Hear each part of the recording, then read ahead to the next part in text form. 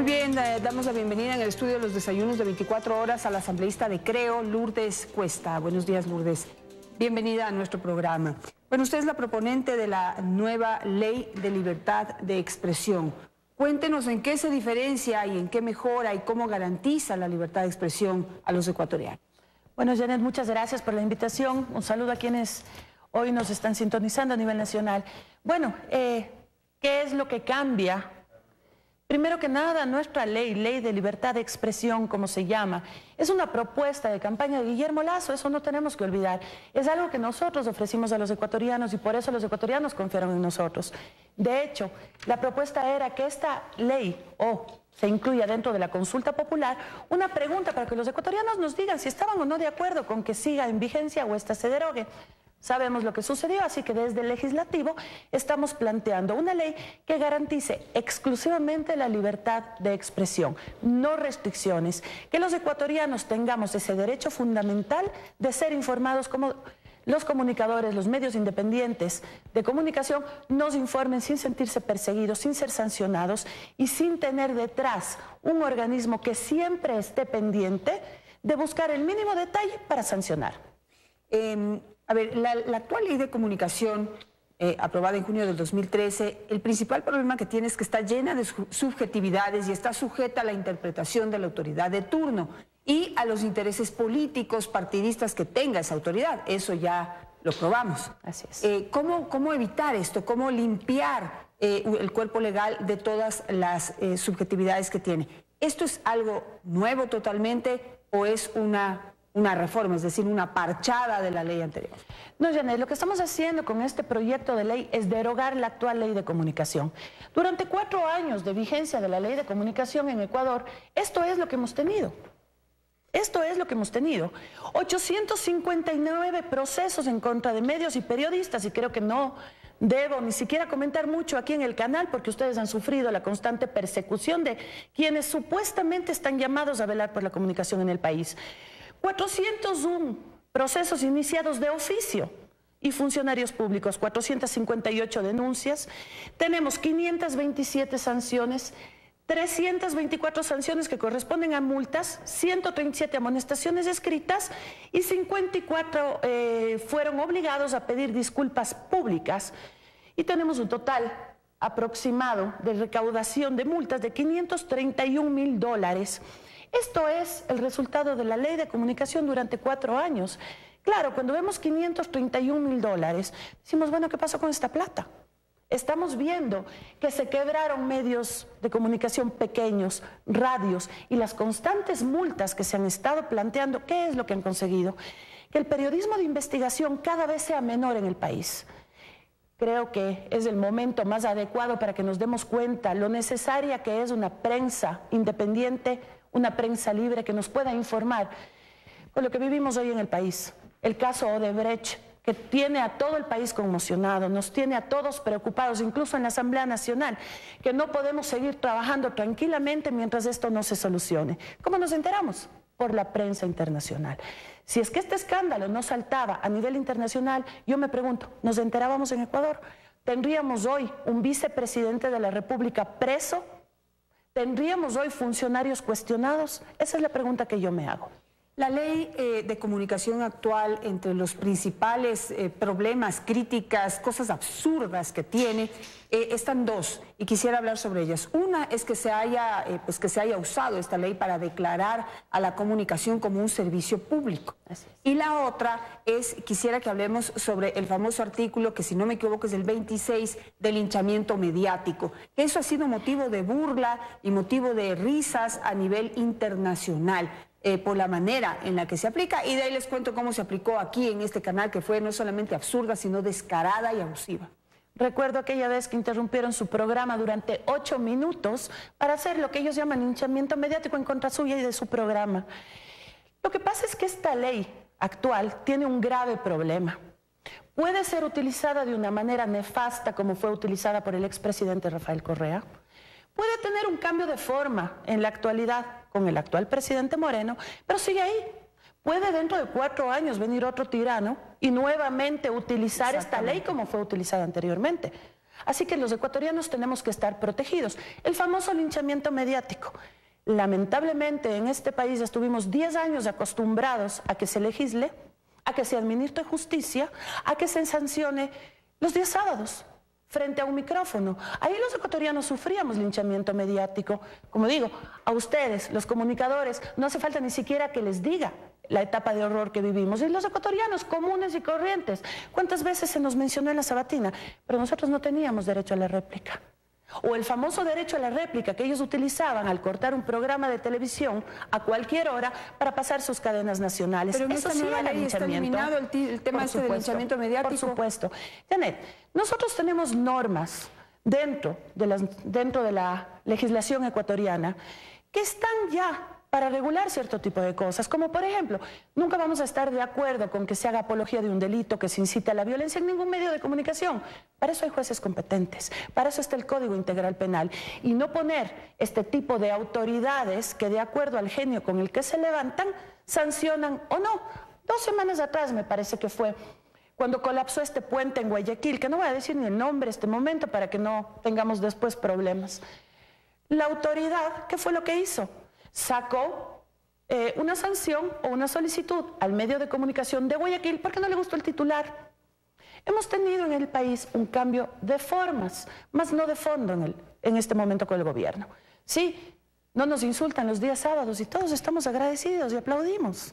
Tan estuvimos acostumbrados a que se nos maltrate todos los días, que ahora que no nos insultan decimos, vaya, qué maravilla. Y eso no puede suceder. Claro que sí, hay que corregir por lo que usted dice principalmente, porque no sabemos, digamos, en este gobierno se puede respetar y se puede no aplicar la ley como se ha ofrecido, pero si mañana viene otro tirano, ¿qué vamos a hacer? Y vuelve a aplicar esta herramienta nefasta. Entonces hablamos de que no va a tener linchamiento mediático. ¿Qué va a pasar con el tema de servicio público que está atado a la Constitución? Bueno, esa es una revisión que tenemos que hacer porque la comunicación es un derecho humano. Tenemos derecho a comunicar, tenemos derecho a ser comunicados. No estamos hablando como el agua, la luz, el teléfono, ese es un servicio público, el alcantarillado, que pagamos una tasa para que tengamos ese servicio. Los seres humanos nacemos libres. ¿Qué pasa si es que el día de mañana simplemente nos quedamos sin medios de comunicación, sin redes sociales, que ojo, que también se querían regular, y simplemente nos quedamos en un apagón de información, así como los que les gustan las elecciones, un apagón de información? Estamos atentando con la libertad y el derecho que tenemos cada uno de nosotros. La comunicación es un derecho humano, no un servicio público. Pero allí toca ya implementar una reforma mucho más profunda en la Asamblea Nacional. Efectivamente, tendremos que plantear las enmiendas, que les gusta esa palabra, necesarias ante la Corte Constitucional. Porque eso también realmente a nivel internacional es algo que es incomprensible, cómo en un país se pudo haber declarado un derecho degradarlo a servicio público, porque es eso, no hay nada más importante que un derecho. Y el derecho a comunicarse, desde mi punto de vista, por supuesto, es hasta más importante que o igual que el de la vida. Porque ¿para qué quiere uno vivir si uno no puede decir lo que uno piensa, si uno no puede decir lo que uno siente, si uno no puede pedir lo que uno quiere? Entonces, pues ya vivir se vuelve casi absurdo. Así es. En otro tema que hay dentro de la ley de comunicación, hay algunos detallitos. Usted dice que se necesita hacer reformas para poder rescatar, por ejemplo, el periodismo de investigación, que es el que finalmente presenta más explicado y más en detalle las cosas que suceden en un país a la población ecuatoriana. Y dentro de esta ley y del COIP se prohíbe, por ejemplo, el uso de cámaras escondidas. Y fíjese que esa era una herramienta muy importante para poder hacer investigación periodística. Porque en alguna ocasión, les cuento por ejemplo, analizamos el tema del aborto en el Ecuador y había muchos sitios clandestinos en donde se practicaba el aborto y donde incluso morían muchas mujeres sin que nadie se entere, porque eran clandestinos. Eso lo descubrimos con cámaras escondidas y se lo presentamos a las autoridades competentes para que puedan tomar acciones. Ahora eso ya no lo podemos hacer a menos de que el delincuente o la persona que en este caso atenta contra la vida nos dé permiso de hacerlo. Entonces hay algunas cosas ahí que obviamente tienen que ser reguladas, que tienen que ser usadas con mucho criterio, pero que necesitan ser rescatadas. Los periodistas tienen que tener absoluta reserva de su fuente. Ustedes logran conseguir una información que necesitamos saber todos, incluso a cómo hemos estado viviendo en estos 10 años, era peligroso decir cómo se obtuvo o no esa información.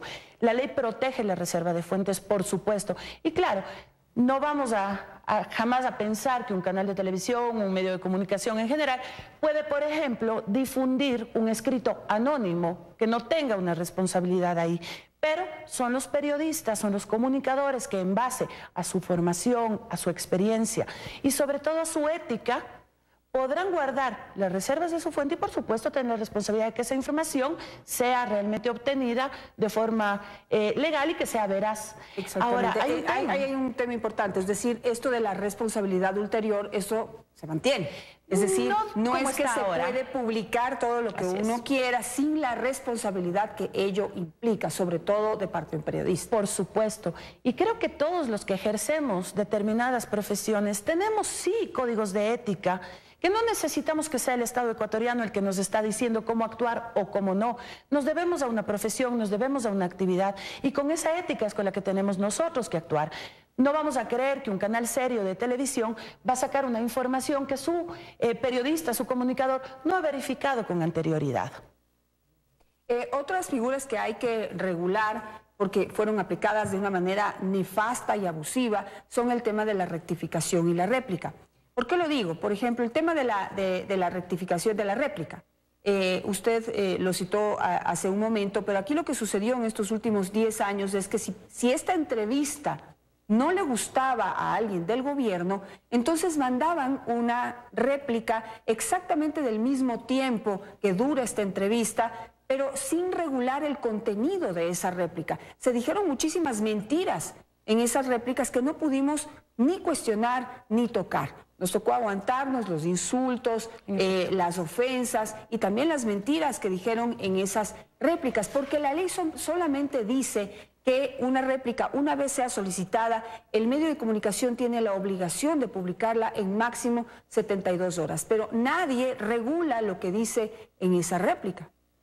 Yo como réplica lo que puedo entender es que si el día de hoy yo he sido aludida en una entrevista, en alguna información, tenga derecho de contar mi parte y decir no, mi criterio o mi opinión va en este sentido. Y no es lo que sucedía antes, que hoy estábamos aquí en el programa y el día de mañana seguramente le cortaban a usted para pasar lo que el gobierno quería. Y aquí tenemos, desde el año 2007, 5.586 cadenas nacionales. ¿Cuántas en realidad nos informaron temas importantes para los ecuatorianos? Estas 5.586 cadenas nacionales representan 5 meses continuos al aire, solamente digo de cadenas nacionales, ojo. Son 4.958 en televisión, 628 cadenas en radio, 158 días de transmisiones. Estas eran las réplicas del gobierno nacional.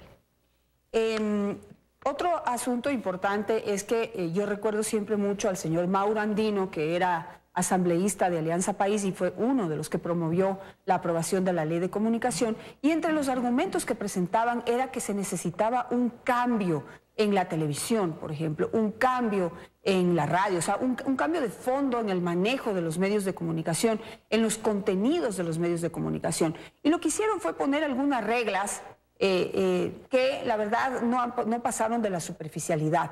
La televisión sigue siendo igual o peor, y quiero decir que los medios de gobierno, que son quienes debieron en últimas dar ejemplo de lo que significa una mejor programación, son los que peor programación han tenido, es decir, todo esto que se llama la televisión basura. Pero aquí está demostrado algo, Lourdes, y es importante que se comprenda esto, que uno no puede ordenarle a la gente lo que necesita ver.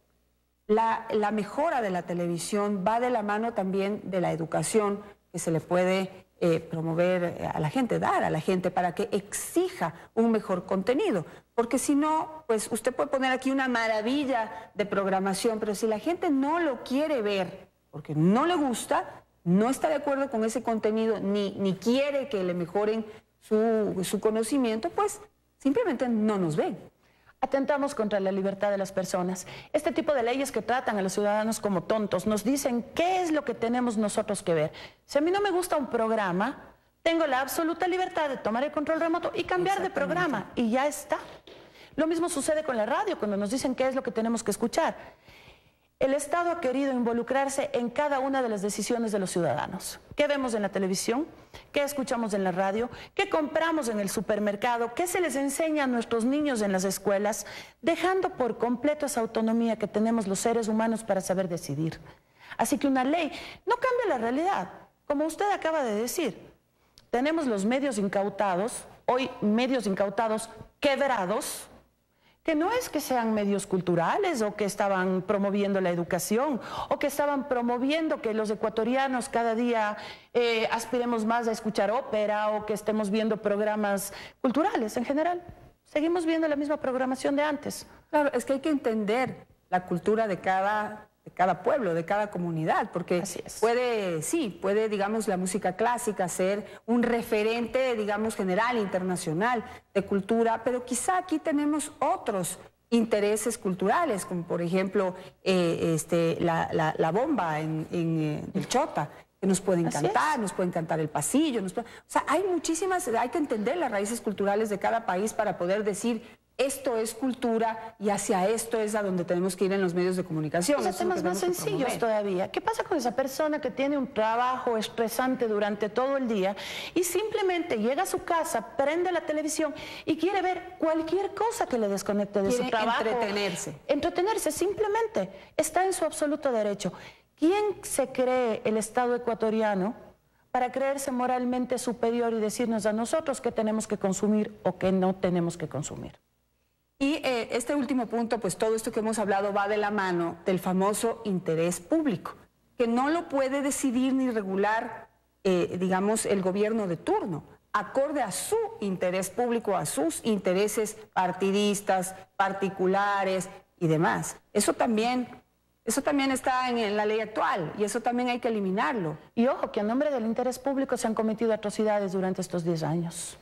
Exactamente. A nombre del interés público se han declarado emergencias y ahí hemos tenido los contratitos al dedo, los sobreprecios y hoy estamos metidos en el embrollo que tenemos. A nombre del interés público y del bien superior de los ecuatorianos, que un partido político y una persona que se cree moralmente superior a los ecuatorianos cree que puede venir a imponernos. ¿Y qué garantías nos da usted de que en esta ley que usted está presentando se eliminan precisamente todos esos intereses que en algún momento, digamos, presentándolo y hablando bonito, pueden seguirse aplicando a la comunicación? La ley de libertad de expresión que hemos trabajado con Guillermo Lasso es una ley que recoge principios internacionales, recoge la Declaración de Chapultepec, recoge las recomendaciones que ha hecho la Corte Interamericana de Derechos Humanos, que ha estado muy preocupada por la libertad de expresión en el Ecuador.